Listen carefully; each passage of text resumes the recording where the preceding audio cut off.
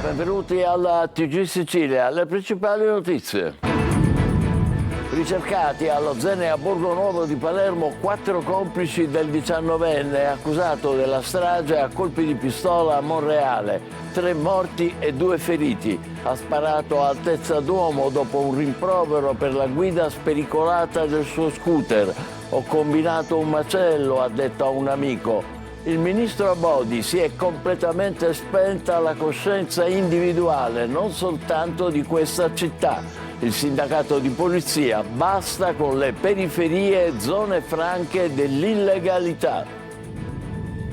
Mazzara chiede di poter partecipare al funerale appena potrà tornare dalla Germania. La madre del 15enne morto precipitando dal tetto malandato di uno stabilimento abbandonato. L'edificio sequestrato dalla magistratura che indaga per omicidio colposo. Il giovane caduto con un amico 13enne ricoverato a Palermo. Avola spunta un secondo video con le 3 bulle che pestano una 13enne. Nessuno dei presenti è intervenuto. Tutti si godevano la scena riprendendola al telefono. Le immagini di pugni e calci virali in rete. Don di noto, i giovani lasciati soli per responsabilità dei genitori. Messina ha arrestato una donna che ha picchiato un'infermiera al policlinico, applicata la nuova norma che protegge l'incolumità del personale sanitario. Lascio Catania con amore, va in pensione Maria Carmela Librizzi, prefetto del capoluogo etneo dal 2021. Al via lo spoglio delle elezioni provinciali, al voto solo sindaci e consiglieri di tutta la Sicilia. Completato lo scrutinio dei 6 presidenti dei liberi consorzi, finisce 2-2 tra centrosinistra e centrodestra. Anomale alleanze ad Agrigento, ritardi a Caltanissetta per la presenza di una scheda di troppo. Calcio, Serie B, 3 gol, 3 punti, sesto posto, play-off blindati. Il Palermo vince a Catanzaro 3-1 e con questa una vittoria fondamentale per il finale della stagione regolare. Reti di Segre e Le Due Aron, autorete iniziale del catanzarese Bonini. In Serie C un gol di Inglese nel finale regala il 5° posto al Catania, vittorioso 2-1 a Potenza. In rete anche Raimo. I rossazzurri nel primo turno troveranno il Giuliano. Trapani sconfitto e fuori dai play-off. Messina ai play-out con il Foggia.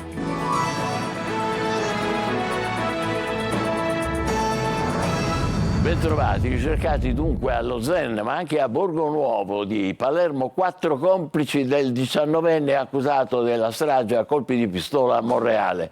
3 i morti, 2 i feriti. Ha sparato ad Altezza Duomo dopo un rimprovero per la guida spericolata del suo scooter. Ho fatto un macello, ha detto a un amico. Bigliettini e peluche nelle fioriere cribellate da una ventina di colpi. Marco Gullà. La sorella di Massino per gli amici, piange mentre accarezza la foto del fratello che non c'è più. Non vuole parlare, il dolore l'ha travolta. La pioggia ha spazzato via le ultime tracce di sangue di una notte di follia. A Monreale dovevano essere giorni di festa, ma si sono trasformati in tragedia. Uno striscione campeggia nella strada della strage. Non lo spegni il sole se gli spari. E a sparare e ad uccidere è stato un giovane di 19 anni, si chiama Salvatore Calvaruso, del quartiere Zen. È stato fermato dai carabinieri ieri notte dopo ore di interrogatorio per la carneficina di Monreale. Prima ha confessato con dichiarazioni spontanee, poi si è avvalso della facoltà di non rispondere. Il ragazzo ha ammesso di avere sparato, ma davanti al PM successivamente si è rifiutato di rispondere. A incastrare il presunto criminale sono stati però i video delle telecamere di videosorveglianza della zona della sparatoria e le dichiarazioni di una serie di testimoni. E adesso gli inquirenti sono alla ricerca di altri 4 complici coinvolti nella sparatoria di sabato notte. Sarebbero almeno 2, in particolare i componenti del branco di palermitani che hanno aperto il fuoco, oltre 20 colpi di pistola sparati sulla folla di circa 100 persone. Rischiano tutti l'incriminazione per strage. Il ministro dello sport Abodi, in missione a Palermo, ha commentato così la strage di Monreale: si è spenta completamente la coscienza individuale, non soltanto di questa città. Quello che è successo a Monreale è l'espressione di qualcosa che si manifesta un po' in tutta Italia. Ascoltiamo Abodi.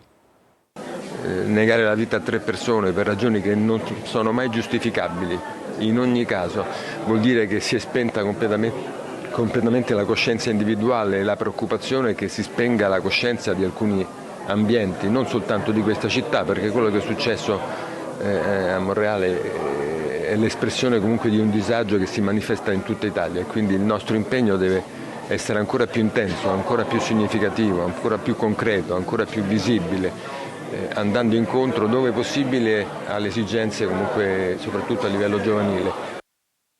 Lo Zen di Palermo, il quartiere dell'autore della strage di Monreale, è una delle periferie con più alto tasso di criminalità in Italia.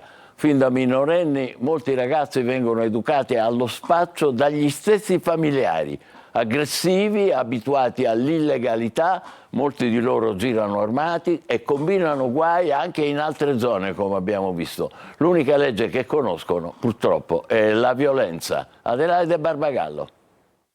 Persone che sono venute da Palermo con il desiderio esclusivamente di creare problemi e di arrivare anche a questo, a ferire, uccidere, perché non si parte da casa con delle armi. È qualcosa che forse dà fastidio anche nei film, e intanto è successo e oggi piangiamo tutti. Da Palermo, dai cosiddetti quartieri ghetto, sciamano verso altre località. Lo Zen, secondo i dati del Dipartimento di Pubblica Sicurezza del Ministero dell'Interno, è tra i quartieri più a rischio d'Italia per microcriminalità. Una vera e propria zona franca. Sono gli stessi genitori ad instradare allo spaccio i figli quando sono ancora minorenni, perché per loro non è previsto il carcere. 2 ragazzi su 3 abbandonano la scuola per entrare nella criminalità. Violenti, arroganti, girano armati. L'unica legge che conoscono è la forza dell'intimidazione e delle armi. Poi si è capito che sono anche dei ragazzini di 15-16 anni, cioè tu hai una rissa, cioè vai a prendere quello che vai a prendere per rovinarti la vita tua e rovinare la vita agli altri. In troppe aree a Palermo regna l'illegalità, alimentata da una subcultura dell'antistato e del disprezzo per la legge, afferma il sindacato italiano Appartenenti Polizia. Bambini che crescono nella violenza, nell'odio, nel degrado, mentre una certa politica, la più infida e moralmente corrotta, non esita a cercare in questi contesti voti da raccogliere. Ci trasferiamo a Mazara del Vallo. Per la morte di Leonardo Titone, il 15enne precipitato forse per gioco dal tetto malandato di un capannone abbandonato, si indaga per omicidio colposo. Un amico 13enne è in ospedale a Palermo. Gli investigatori vogliono accertare eventuali responsabilità per l'abbandono del casolare che è stato sequestrato. Laura Spanò. La Procura di Marsala ha aperto un'inchiesta per omicidio colposo sulla tragedia avvenuta sabato 26 aprile a Mazara del Vallo, in cui ha perso la vita Leonardo Titone, 15 anni, precipitato dal tetto dell'ex stabilimento vinicolo dismesso sul lungomare San Vito. Gli inquirenti stanno valutando se l'area, pur dichiarata inaccessibile, fosse realmente messa in sicurezza, dato che l'ingresso era facilmente raggiungibile con un passaggio praticato nella recinzione. Sembra infatti che il giovane fosse già entrato all'interno della struttura insieme ad altri coetanei. Leonardo e l'amico 13enne di origine tunisina sarebbero riusciti a introdursi nell'area attraverso un varco nella recinzione nonostante i divieti di accesso. I 2 poi sono saliti sul tetto, che ha ceduto sotto il loro peso, facendoli precipitare nel vuoto per 10 metri. Leonardo è morto sul colpo. A constatare il decesso il medico legale Tommaso Lipari. L'amico di Leonardo rimane ancora invece ricoverato in prognosi riservata all'ospedale di Cristina di Palermo. La tragedia ha scosso profondamente Mazara. Ci si interroga ora se si sarebbe potuta evitare. Purtroppo quanto accaduto a Mazara del Vallo però non è un caso isolato o circoscritto alla sola Sicilia. Nel napoletano un 17enne era morto dopo essere precipitato dal tetto di un capannone dismesso. Tra le ipotesi si parlava di un litigio e di una Challenger. Un anno fa a Treviso un altro ragazzino di 14 anni era precipitato dal tetto di un capannone abbandonato nella zona industriale del comune Veneto. Il 14enne era con un gruppo di amici. Anche in questo caso si trattava di un gioco finito male. Intanto ad Avola spunta un secondo video con le 3 bulle che pestano una tredicenne. E nessuno dei presenti è intervenuto. Tutti si godevano la scena riprendendola al telefono. Le immagini di pugni e calci virali in rete. Francesco Aloi. Ancora un'aggressione, ancora tra giovanissime, nello stesso sabato sera ad Avola. Anche questo video sta diventando virale. Non te li aspetti più che altro da ragazzine così piccole, perché avevano fra i 13 e i 14 anni, quindi è questo che preoccupa anche. Sicuramente c'è un problema che nasce da generazioni anche passate, quindi dai genitori eccetera. 2 episodi non legati tra loro. Nel primo una ragazza aggredisce una coetanea, poi la stessa persona, unita ad altre giovani, prende di mira una 14enne di origine africana. È qui che è avvenuta l'aggressione, c'è una piazzetta molto frequentata dai giovanissimi e pensate, qui siamo proprio a 2 passi dal commissariato di polizia. Ed è proprio dei video che stanno girando in rete che polizia e carabinieri, sotto la guida della Procura dei minori di Catania, stanno identificando tutti. Pare che in entrambi i casi tutto sia partito da un pretesto per stuzzicare la vittima, per poi passare dalle parole alle mani. Gli adolescenti di oggi non sono gli adolescenti che eravamo noi. Dovremmo un po' capire di chi è la colpa. E questa è la piazza teatro dell'aggressione, già piazza della pace. Sì, la pace, quella che sembra vacillare sempre più, anche tra i ragazzi. E sconcertati per questi episodi abbiamo chiesto una riflessione sui comportamenti dei nostri giovani da Avola a Mazara. L'abbiamo chiesto a Don Fortunato Di Noto, fondatore dell'associazione Meter, impegnato da sempre nella tutela dell'infanzia e dell'adolescenza in Italia e nel mondo. Eccolo al microfono di Desire Ferrito. La necessità è dire ai ragazzi soprattutto che anche da ragazzi si hanno delle responsabilità. Non è affatto vero che i ragazzi, proprio perché non hanno l'età del consenso, non abbiano le responsabilità. Don Di Noto, da sempre in prima linea nella tutela dei più giovani, non resta in silenzio di fronte ai gravissimi fatti di cronaca degli ultimi giorni. Giovani pericolosi, aggressioni continue e poi giovanissimi assassini. È un'escalation di violenza tra i ragazzi. Si diffonde la paura tra i più giovani e i genitori, che secondo il sacerdote hanno delle precise responsabilità. Dobbiamo smetterla che i genitori non abbiano responsabilità. C'è una grande responsabilità che certamente sfugge dalle mani, anche perché accade che dando anche un cellulare tra le mani dei propri ragazzi non si è vigilanti, si è inconsapevoli del rischio ma anche dell'influenza che hanno i nostri ragazzi di modelli diseducativi. La violenza che sfocia poi nella spettacolarizzazione, la stessa ripresa in foto e video, l'influenza negativa dei media e dei modelli proposti dai social network, come se tutto fosse fotografabile, instagrammabile, perché un evento che si verifica sembra sia pubblicabile su TikTok. Io credo che dobbiamo veramente iniziare a creare scuole di vita, scuole di realtà nuove che possono far fuggire dalle insidie del male. Anche la preghiera fa parte di questo impegno necessario e fondamentale, un impegno che vada a difendere l'infanzia e l'adolescenza da tutti i mali che stiamo creando, che sono stati creati e che speriamo non ancora si aggiungano. Forse sono necessarie anche le scuole per diventare genitori. In ogni caso dovremmo fare tesoro delle parole sapienti che abbiamo appena ascoltato da Don Di Noto. Intanto registriamo una nuova aggressione a personale medico. A Messina, al pronto soccorso del Policlinico, una infermiera è stata presa di mira da una donna di 56 anni e per lei sono scattate le manette, secondo le nuove disposizioni. Francesco Triolo. Momenti di tensione ieri sera al pronto soccorso del Policlinico di Messina, dove una donna, cittadina straniera di 56 anni già nota alle forze dell'ordine, è stata arrestata dai carabinieri della compagnia di Messina Sud perché è ritenuta presunta responsabile di un'aggressione ad una operatrice sanitaria. Le manette sono scattate dopo l'allarme arrivato al numero d'emergenza del 112, contattato dai sanitari del pronto soccorso della struttura. Secondo quanto ricostruito dai militari, la donna, probabilmente irritata dalla lunga attesa in osservazione, nel manifestare l'intenzione di abbandonare la struttura avrebbe aggredito fisicamente un infermiere in servizio che a seguito dell'aggressione subita ha riportato lesioni medicate sul posto. L'intervento dei carabinieri ha permesso di bloccare la donna che, ancora in forte stato di agitazione, è stata condotta in caserma, dove si è proceduto al suo arresto eseguito, come sottolineato dai carabinieri, in base alle normative che proteggono l'incolumità del personale sanitario e il regolare svolgimento del servizio pubblico. In particolare assume rilevanza l'articolo 583 quater del Codice Penale, che prevede pene severe per chi commette lesioni personali gravi o gravissime ai danni di personale esercente una professione sanitaria o sociosanitaria nell'esercizio a causa delle sue funzioni. Stamattina il giudice del Tribunale di Messina ha convalidato l'arresto operato dai carabinieri, disponendo a carico dell'indagata la misura cautelare dell'obbligo di presentazione alla polizia giudiziaria. Ricordiamolo, chi aggredisce personale medico finisce in carcere. Un'ultima ora da Palermo, un violento acquazzone si è abbattuto sul capoluogo a causa della forte pioggia caduta in pochissimo tempo. Molte strade si sono allagate in corso Calatafimi, a Mondello, in parte di Viale Regione Siciliana, e ci sono disagi inevitabili per alcuni automobilisti che sono rimasti in panne con le proprie vetture. Quest'ultima ora, quindi, bomba d'acqua su Palermo.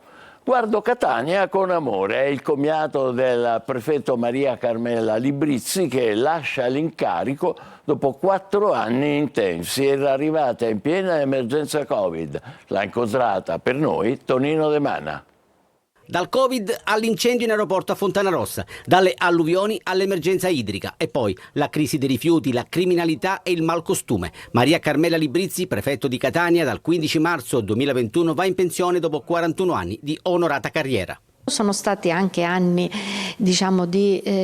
particolarmente significativi. Mi fa piacere avere proprio, potuto usufruire della squadra Stato. La soddisfazione più grande a livello professionale vissuta a Catania?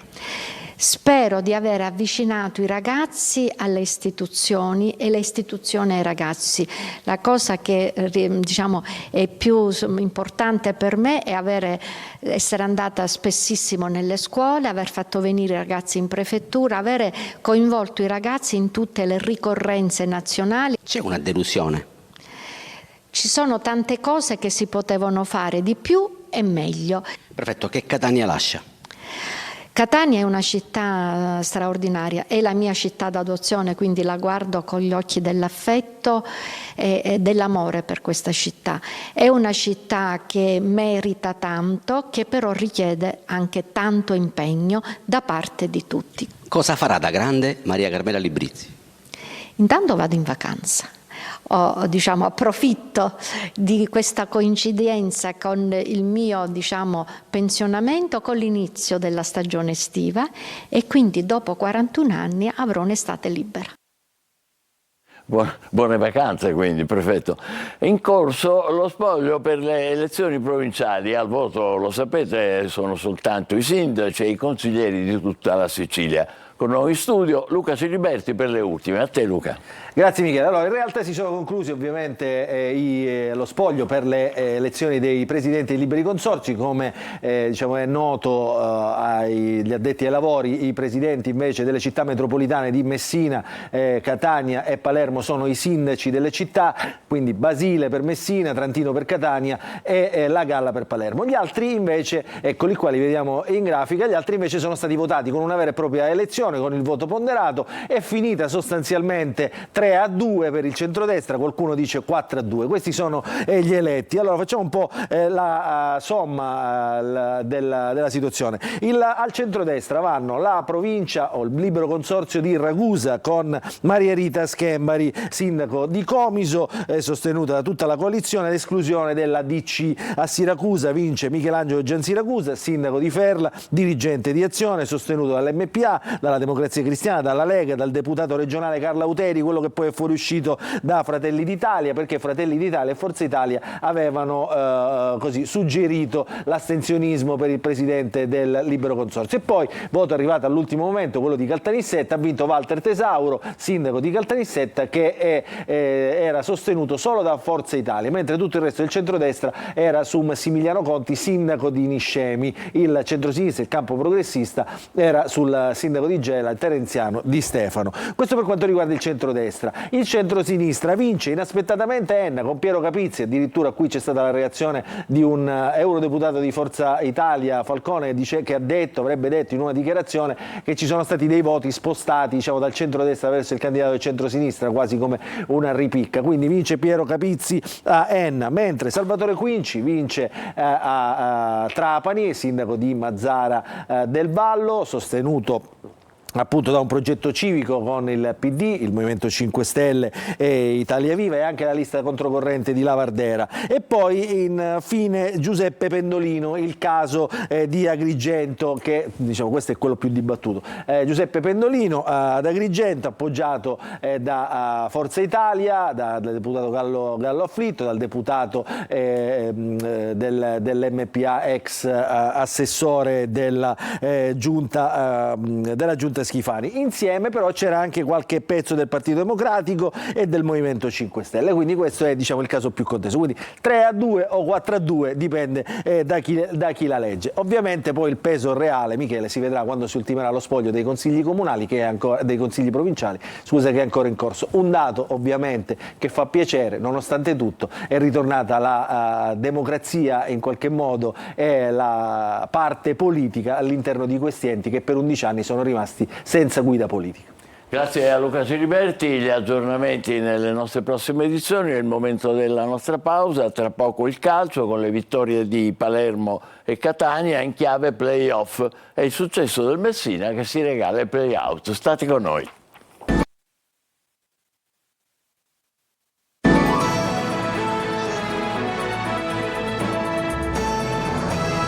Vittoria d'oro per il Palermo a Catanzaro, 3-1 e sesto posto conquistato. Marco Gullà.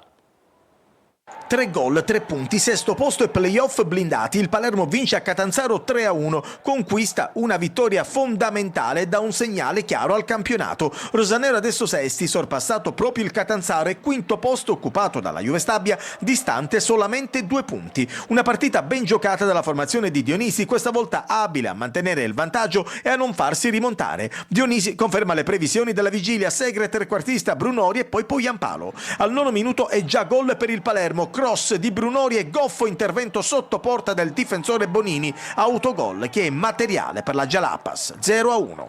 Il Palermo gioca bene, il Catanzaro non riesce a incidere, così al 26esimo arriva il raddoppio dei siciliani. Brunori ancora una volta palla al centro, ma questa volta è Segre da 2 passi a mettere alle spalle di Pigliacelli. Il Palermo difende bene e non soffre, i rosanero, anche se lasciano l'iniziativa al Catanzaro, non hanno ancora subito un tiro in porta da parte dei calabresi. Ripresa, il Catanzaro questa volta reagisce, il Palermo spreca lo 0-3 e allora Biasci riapre la contesa con questo gol di testa.